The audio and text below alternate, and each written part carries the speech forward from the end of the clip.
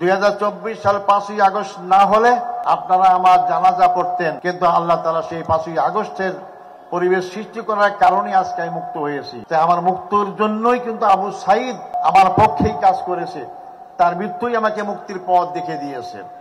আমি তার হত্যাকারীদের বিচারের সম্মুখীন করা হচ্ছে, কিন্তু তড়িৎ গতিতে বিচার করে তাদের সমুচিত শাস্তি দেওয়ার ব্যবস্থা করা হোক। যারা মানবতা বিরোধী অপরাধ করে তারা কি জনগণের ভোটে নির্বাচিত হতে পারে? আমি চ্যালেঞ্জ দিয়ে বলতে পারি, দুনিয়ার কোন দেশে এরকম কোন উদাহরণ নাই। এটাই আজব এক বাংলাদেশ, আজব এক আমাদের ক্ষমতায় যারা ছিলেন তাদের চরিত্র। সংগ্রামী ভাই বন্ধুগণ, সবচেয়ে দুঃখজনক হচ্ছে আমাদের আন্তর্জাতিক খ্যাতি সম্পন্ন আলেমে দ্বীন মুফাসসিরে কোরআন, যাকে কোরআনের পাখি বলা হয়, মাওলানা দেলাওয়ার হোসেন সাঈদীকে কারাগার থেকে চিকিৎসা না দিয়ে শেষ পর্যায়ে হাসপাতালে নিয়ে এসে হত্যা করা হয়ে গেল।